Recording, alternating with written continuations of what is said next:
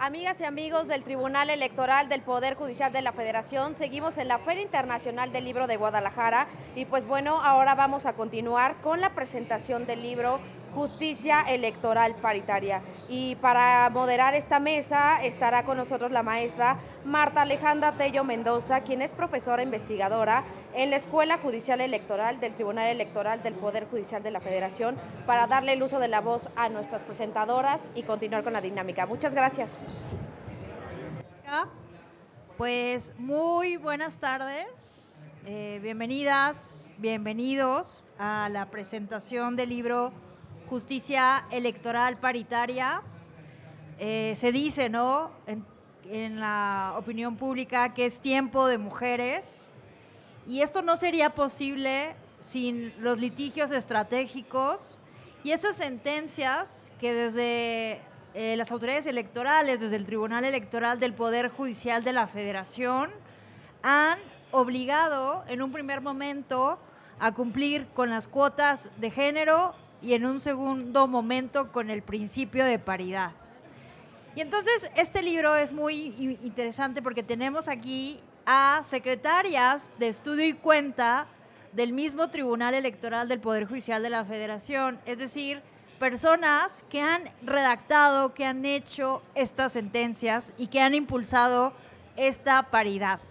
Entonces, para presentar, les voy a presentar a quienes van a presentar este libro. Nos acompaña la doctora Roselia Bustillo Marín, quien es secretaria de Estudio y Cuenta de la Sala Superior.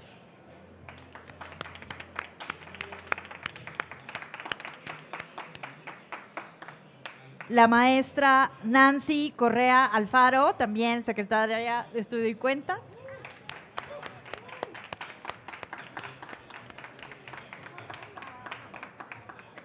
Y la maestra Cruz Lucero Martínez Peña.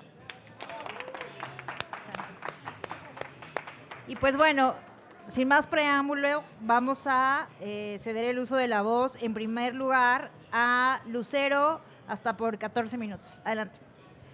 Muchas gracias, bienvenidas, bienvenidos. Gracias por acompañarnos aquí. Pues sin lugar a dudas, el día de hoy es un día muy importante.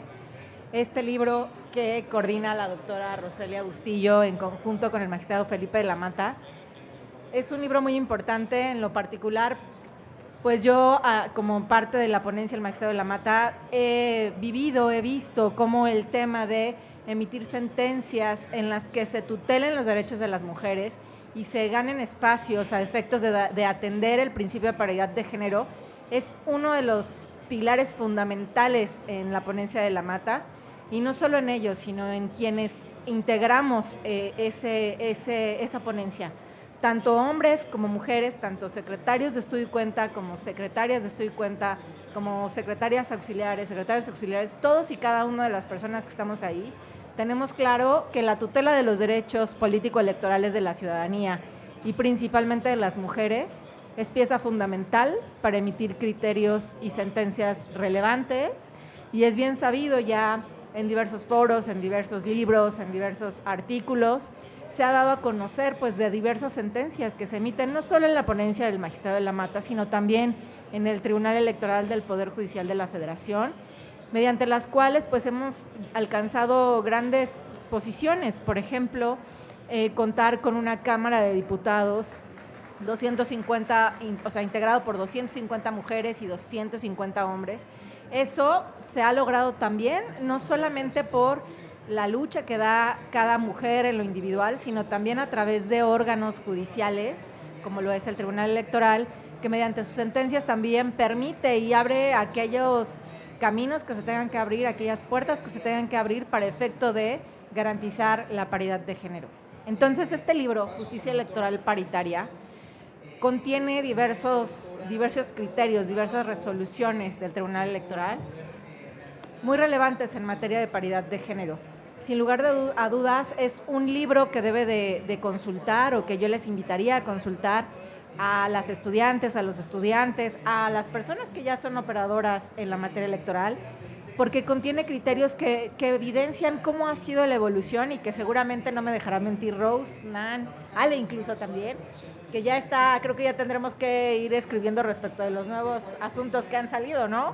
Porque no crean, día con día, pues, ante la presentación de diversas impugnaciones, pues, dan cabida a que nosotros también vayamos abriendo todavía más el panorama y decir, pues sí, todavía se puede hacer más, todavía se puede garantizar más, todavía se necesita más, porque es una realidad que incluso los actores políticos siguen buscando algunos caminitos por ahí para darle la vuelta a los criterios, para seguir haciendo algunas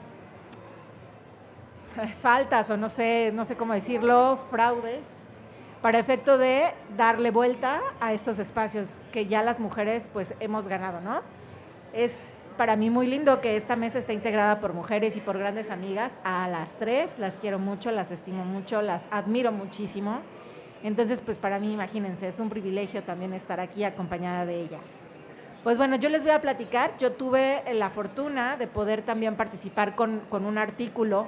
En este caso, yo participé con un artículo de una sentencia que me tocó elaborar. Me tocó un asunto que les voy a contar brevemente de qué va este asunto.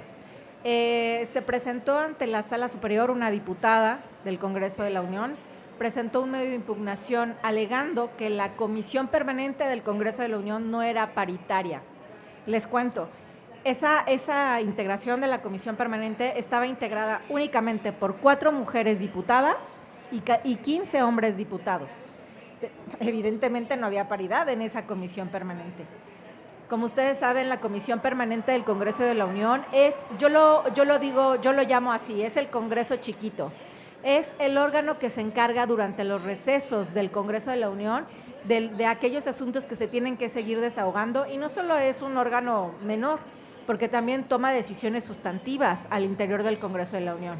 Entonces es importante que también en esta sentencia nos presentó la diputada esta necesidad de que también este órgano tendría que garantizarse el principio de paridad de género. Como les digo, a simple vista era evidente que con una integración de 4 mujeres diputadas y 15 hombres diputados, pues era un órgano que no era paritario. Debemos de considerar que la Comisión Permanente se integra por 19 diputaciones y 18 senadurías. En este caso, en este asunto, únicamente se cuestionó la integración respecto de las diputaciones que integran la Comisión Permanente. Entonces, por eso la sentencia se enfoca únicamente en esta parte de la integración de la Comisión Permanente. Entonces, ya les digo, la Comisión Permanente es este órgano que se encarga de, durante los recesos del Congreso de la Unión, continuar con la actividad legislativa y también de diversas tomas de decisiones sustantivas. ¿Con qué nos enfrentamos en un principio? Este asunto fue bien interesante porque la Sala Superior había constantemente, si no mal recuerdo, a partir desde 2006, el criterio era que las determinaciones o aquellos aspectos que se toman en los órganos parlamentarios no son materia electoral, no pueden ser revisados en instancia electoral. No obstante, poco tiempo previo a que se presentó esta impugnación, la Sala Superior había emitido 3 resoluciones que crearon la jurisprudencia 2-2002, que grosso modo les puedo decir que la Sala Superior determinó que en una interpretación evolutiva de los criterios, debía conocerse aquellos medios de impugnación que pudieran vulnerar derechos político-electorales de personas, por ejemplo, en este caso, de personas legisladoras, ¿no?, que alegaran vulneración a sus derechos, pese a que pudiera tratarse de un acto que deviene de un órgano parlamentario. Entonces, aquí es importante que tengan presente este criterio jurisprudencial, porque, ¿qué creen? Derivado de que la Sala emitió esta interpretación evolutiva, el legislador rápidamente reformó la ley y emitió un inciso H en el artículo 10 de la Ley de Medios para efectos de señalar que los medios de impugnación eran improcedentes cuando se impugnaran actos parlamentarios. Trataron de frenar esta puerta que la Sala Superior ya había abierto para efecto de conocer medios de impugnación de este tema, ¿no?, que vulneraran derechos político-electorales. Entonces nos enfrentamos para entrar al fondo de este asunto con este primer obstáculo. Ya había estado la reforma, no les miento, fue cuestión de un mes que reformaron la ley y metieron este inciso para que ya no nos pudiéramos meter. Pero era evidentemente restrictivo del derecho al acceso a la justicia. Entonces eso fue de alguna manera fácil de salvar, porque se inaplicó este inciso H que prohibía entrar a los medios de impugnación.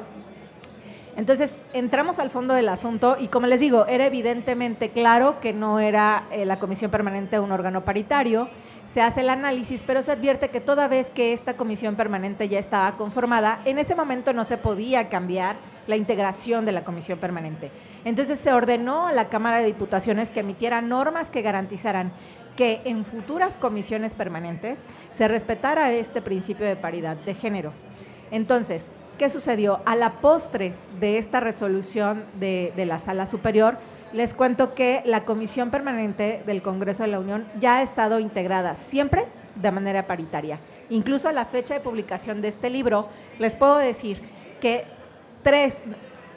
ahorita les digo bien el dato. 3 de las 4 integraciones que se han integrado de la Comisión Permanente ha sido integrada por su mayoría mujeres. Esto en tanto a lo que les digo de la Cámara de Diputaciones. Entonces, es evidente cómo a través de resoluciones, en este caso de la Sala Superior, se evolucionó en este sentido. Alegaban un poco que la Cámara de Diputaciones ya era paritaria, ya era suficiente con eso. Oigan, el Congreso pues ya es paritario, la Cámara de Diputaciones ya es 250-250. Sala Superior dijo, no es suficiente. También los órganos sustantivos de los órganos, en este caso legislativos, como es la Comisión Permanente, también deben de ser paritarios. Máxime, que es un órgano que toma decisiones durante los recesos del Congreso de la Unión. Es un órgano que también rige en nuestro país, de alguna manera, en materia de legislativa. Entonces, bueno, yo les cuento un poco de este asunto, pero así como este asunto es un libro que narra diversas sentencias, diversos criterios, un análisis previo que contamos un poco la historia de cómo se analiza, cómo se impugna, cómo se resuelve, qué pasa posteriormente, datos estadísticos, muy importante, muy interesante, y yo les invitaría a adquirirlo. Es un libro excelente, extraordinario, y como les digo, seguramente tendremos que actualizarlo brevemente y pues bueno, así será. Esperemos que en un futuro pues ya no haya necesidad de estar hablando de que a través de sentencias se logren órganos paritarios, ¿no? Sino que ya la constante sea que sin necesidad de que se impugnen, las mujeres estemos ahí presentes, ¿no? Y por qué no, seamos más las mujeres en cargos públicos y de toma de decisiones. Pues yo me quedaría hasta aquí y pues muchísimas gracias por estar aquí. Gracias. Muchas gracias, querida Lucero, por explicarnos tan claramente y puntualmente este caso tan importante e invitarnos a la lectura de esta obra. Como bien sugieres, ¿no? Pareciera que ya hay paridad porque en el Congreso de la Unión hay presencia de legisladoras, pero justo estos casos nos permiten ver que todavía hay un camino que recorrer. Muchas gracias. Vamos ahora a escuchar a Nancy Correa. Muchas gracias, Ale. Pues, en primer lugar, decirles que esta obra, abundando pues más en lo que dijo Lucero, esta obra es producto de un trabajo conjunto de la ponencia del magistrado Felipe de la Mata Pizaña. Él es, ¿cómo decirlo? Pues una fábrica de ideas y siempre impulsa a que no solo esas sentencias se queden en sentencias, sino que sean principalmente divulgadas, conocidas por todos. Y estos foros son muy importantes para darlas a conocer, y qué mejor a través de un libro que es único en su género. Yo creo que es el primer libro, no me dejará mentir aquí, además la experta también y la que se encargó de dar también vida a este libro, que no hay otro, ¿no?, que se haya emitido, que recopile todos los criterios que ha emitido la Sala Superior del Tribunal Electoral. Porque hay que decirlo, la paridad de género, tal como hoy la entendemos, es producto de sentencias. Y sentencias además del Tribunal Electoral. Hoy la paridad ya no son cuotas. Eso ya quedó rebasado. A pesar de que así inició cómo la mujer ingresó a espacios públicos a través de cuotas, hoy ya no son cuotas. Hoy siempre debe haber 50% de hombres y 50% de mujeres en cualquier espacio público. Incluso la presidenta de la República lanzó una iniciativa de reforma constitucional que señala también que no solamente en órganos de elección popular, sino también en la administración pública, es decir, gabinete paritario. Hoy la paridad no solamente entonces es producto de sentencias, sino también ha sido ya trabajo del legislador y del legislador constitucional, pero eso ha sido después de que un tribunal electoral se encargó de impulsar esos criterios. Criterios que les debo decir, estoy orgullosa de estar sentada con quienes los han fabricado, porque esas sentencias, créanme, son hechas pues por secretarias incluso, ¿no? No solamente viene de la decisión de un magistrado, sino que se requiere que se desarrolle a través pues de estos documentos las razones del por qué debe haber 50% en todos los órganos, no solamente elección popular, sino también de autoridades electorales, quiere decir tribunales electorales, órganos electorales. El Instituto, por ejemplo, Electoral de Guanajuato, ahorita que yo me paseaba por aquí por la FIL, recientemente tuvo una sentencia en la que se le ordenó, se revocó un nombramiento hecho de consejerías del OPLE para que al menos una mujer de esos nombramientos, para que al menos uno de esos nombramientos recayera en una mujer. Es decir, 3 hombres que ya habían tomado protesta en el Instituto Electoral de Guanajuato, le dijo la Sala Superior, no, Consejo General del INE, tenías que haber nombrado también a una mujer, para que quedara integrado el OPLE de Guanajuato por 4 mujeres y 3 hombres. Es decir, mayoría de mujeres, porque se hizo una revisión histórica del Instituto Electoral de Guanajuato y se vio que había predominado la integración de hombres. Entonces, esas sentencias hoy, les digo, como lo dijo Lucerito, siguen siendo una realidad, sigue habiendo criterios todavía que van a más, y yo les digo, al menos solo de pasear en este lugar, recuerdo pues esos criterios, ¿no? Decía, ok, aquí está el instituto del que justamente está impugnado, ¿no? Porque les digo, tuvieron que decirle a un hombre que ya había tomado protesta de tú ya no, Entonces dice el hombre, oye, pero ¿por qué me sacaste a mí, saca a otro? Es decir, vienen impugnaciones derivado de eso, porque claro que incomoda y claro que es, es que imagínense, estamos hablando de personas que están a un día o quizá a horas de tomar protesta del cargo y que les dicen, ya no vas tú, va una mujer. Ya se imaginarán, al menos para esa persona, para ese hombre, lo que le debe resultar. Pero yo una vez conocí también a un candidato que justamente en su partido lo bajaron por una cuestión de género. Y me decía, gasté muchísimo dinero en campañas, hipotequé casi que mi casa. Y yo le decía, ¿y no estás muy enojado? Me decía, no, me dijo, no. A partir de ahí me capacité en el tema, me sensibilicé en el tema y dije, es necesario.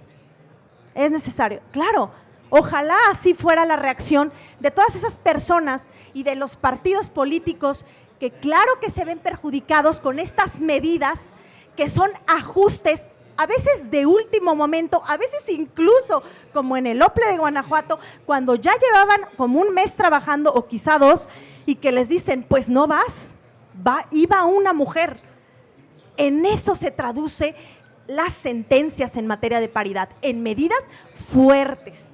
Y aquí se hace un relato de en todos los ámbitos en los que esto ha permeado, también en los partidos políticos. Entonces, afortunadamente en esta ocasión no hubo necesidad de decirles, oye, iba una mujer, ¿no?, en las dirigencias, pero quizá no estamos tampoco a mucho de que se les diga, y de hecho se les ordenó también de que ya en sus siguientes elecciones partidistas de los principales partidos políticos tenían que ir alternando, como tienen que ir alternando incluso también en la presidencia de la República los partidos políticos. Tiene que regular eso el INE porque también le ordenó la Sala Superior que la presidencia, aunque es un órgano unipersonal y quizá el cargo más importante, ¿no?, a nivel país, pues también ahí tenía que haber paridad a través de ¿qué? De la alternancia. Evidentemente ahí no vamos a alcanzar un 50 y 50, pero sí un mujer-hombre, mujer-hombre. Y así en las gobernaturas. Entonces, la paridad no solo es en órganos colegiados, sino en cualquiera de los cargos públicos. Y bueno, esto es lo que nos toca hablar a nosotros, pero no tendría que ser solo en eso, tendría que ser en cualquier órgano y espacio público y privado, porque los derechos humanos son horizontales. No solamente nos corresponde a las autoridades acatar esos mandatos universales, sino también a los privados. Entonces, esperemos también que en el sector empresarial pronto empecemos a ver esa alternancia de mujeres liderando. Y además, que la paridad no solamente se quede en un término numérico, sino que también veamos esa verdadera dirección y liderazgo que tienen las mujeres, para que no solamente sea su voz en estos espacios tradicionales, dentro de los congresos, en los órganos legislativos, donde les dejan a cargo temas, pues sí, como la familia, ¿no? O el tema, no sé, del medio ambiente, pero no temas de dirección política, donde se toman las decisiones de verdad de cambios también, ¿no? Como la Junta de Coordinación Política o las coordinaciones parlamentarias. Tal vez ahí también sea otro de los retos para la justicia electoral. Pero no quiero quitarle también ya espacio pues a nuestra protagonista de este libro. Aquí lo dejaría. Muchas gracias a todas y a todos.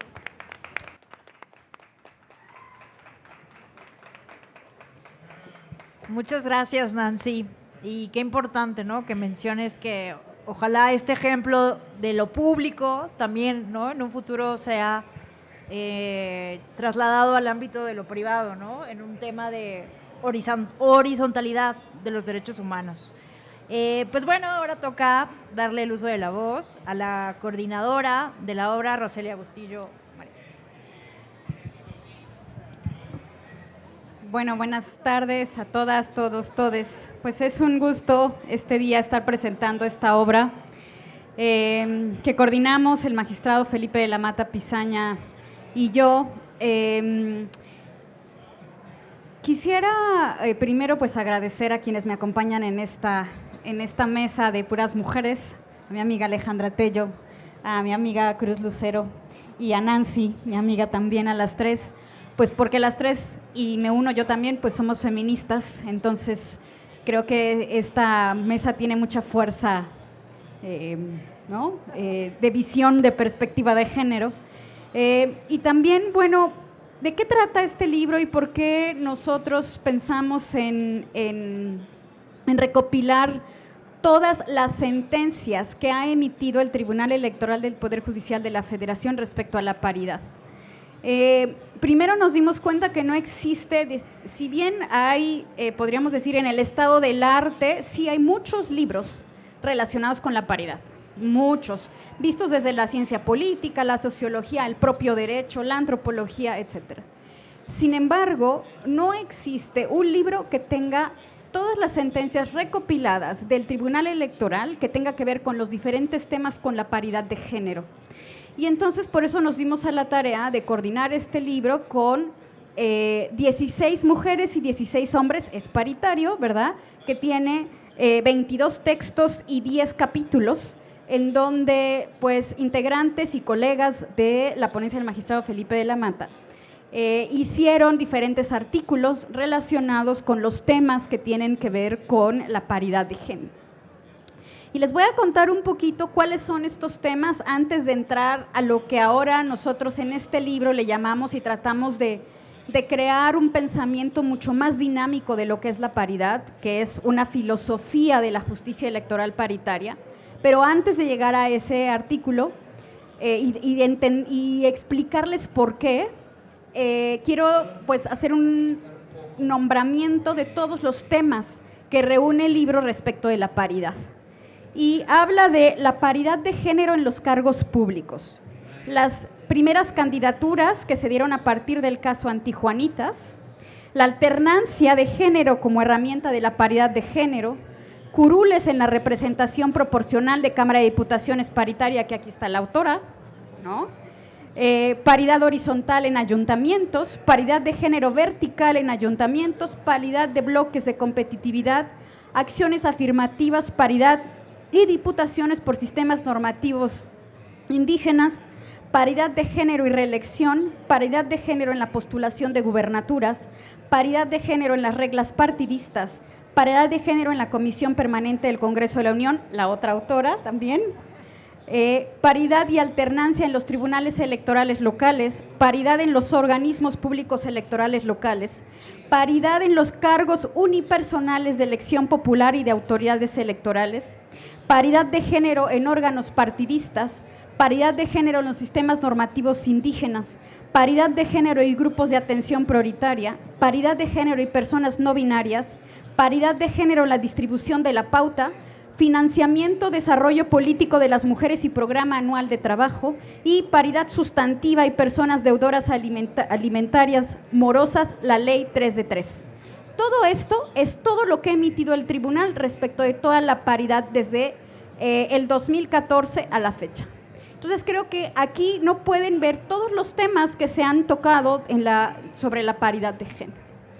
Ahora bien, primero que nada, quiero agradecer públicamente a la secretaria de las Mujeres del Poder Ejecutivo Federal, a Citlali Hernández Mora, quien nos hizo el honor de prologar el libro, que pues es la primera secretaría de las mujeres a nivel federal, y ella pues nos habla un poco, ¿no?, de qué se trata este libro, y pues nos dice, ¿no?, de alguna manera, y creo que no voy a terminar con esta frase, sino voy a empezar con esta frase un poquito para contar lo de la filosofía de la justicia electoral paritaria, pero ella dice que este libro es un reconocimiento a todas aquellas mujeres que litigaron en pro de los derechos políticos de otras y por los suyos propios, porque si llega una, llegan todas. Y creo que eso es una de las cuestiones que estamos viendo en este libro, que mujeres generalmente son las que litigaron, las que buscaron porque otras llegaran en una, podríamos decir, en una filosofía de sororidad con las otras mujeres para que llegaran, que no necesariamente eran las que eran candidatas, ¿no?, y que todas impulsaron para que se crearan todos estos criterios. Ahora bien, ¿cómo les decía que cómo había surgido este libro? Sí, porque no existe otro igual, pero también creemos que también una de las cuestiones que pensamos es que este libro aspira a un contexto en el que la frase "es la primera mujer en ocupar ese cargo" ya no sea relevante. Si ya tenemos una presidenta de la República, entonces esa frase, ¿no?, queremos dejarla atrás y que no exista "es la primera mujer", ¿no?, como ha sucedido en los últimos años, ¿no? Y la finalidad es mostrar que los asuntos resueltos desde la justicia electoral relacionados con el principio constitucional de paridad de género ha tenido un elemento común. Quien debe de estar en el centro de la decisión, de todas las decisiones, son las mujeres y sus derechos. Desde esa posición, entonces, las autoras y los autores han delimitado los alcances del libro con una investigación y análisis de todos los temas que se entretejen, porque ustedes si ven todos los temas que les leí de la paridad, todos van entretejidos durante un proceso electoral. Ninguno va aislado, sino desde que son desde que son militantes de un partido político hasta que llegan al cargo, todo el proceso que pasan, que todo el proceso tiene que ser paritario para llegar al cargo, y en el cargo también esa función de la perspectiva de género, ¿no? Y entonces, pues todos se entretejen y conforman la vasta línea jurisprudencial sobre la paridad electoral de género. Y entonces también concurren voces de los protagonistas y las protagonistas que realizaron estas sentencias, que se pusieron esa perspectiva de género. Y a partir de ahí, lo que decimos en este libro es que ya no queremos hablar sobre la paridad de género como un principio constitucional, tampoco queremos hablar como los derechos políticos de las mujeres, sino que esto ya es mucho más allá, porque esto ya llegó y se quedó.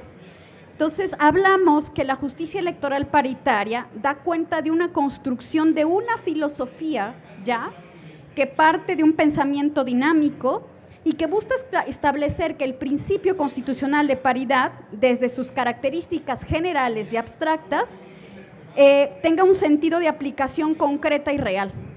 Y además, que ya no se detiene en una interpretación, podríamos decir, de continuidad del pensamiento judicial paritario, sino que realmente ya es algo que busca la maximización de los derechos de las mujeres, pero como podríamos decir que algo que ya está, algo que no podríamos estar pensando en cómo hacerlo, sino que es un deber y una obligación. Y ese deber y esa obligación se convierte en esa filosofía, en una filosofía que ya viene dada en todas las sentencias que ustedes van a ver aquí compiladas de todos los temas. Además, me parece que en este libro lo que buscamos en la metodología y que iniciamos en la introducción es que no solo se refiere al presente y futuro, sino que es un texto que interpela al pasado del reconocimiento de los derechos políticos de las mujeres. Y entonces pretende evidenciar estas decisiones que lo que hacen son decisiones disruptivas desde la óptica de la justicia electoral paritaria. Y hacer decisiones disruptivas, eso se convierte en una filosofía, porque es un pensamiento abstracto que rompe con lo que anteriormente estaba respecto a que las mujeres no podíamos estar en los cargos de elección popular, y entonces al romper con esa filosofía, que hace volverse real y efectiva, y al volverse real y efectiva, entonces esa filosofía se vuelve concreta en la realidad, y entonces podemos decir que hay cargos en donde ya no podemos decir que ya es la primera mujer, ¿no?, sino que se convierte en algo concreto, ¿no? Y bueno, yo creo que con eso terminaría yo solamente diciéndoles que este libro, por ahí en una de las partes, bueno, tiene una frase también que pusimos como, podríamos decir,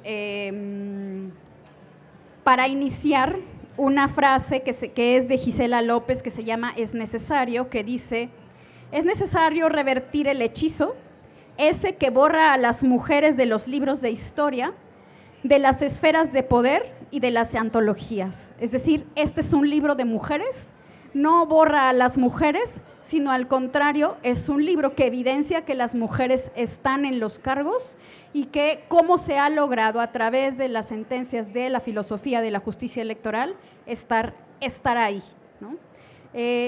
Y pues bueno, muchas gracias a todas y a todos.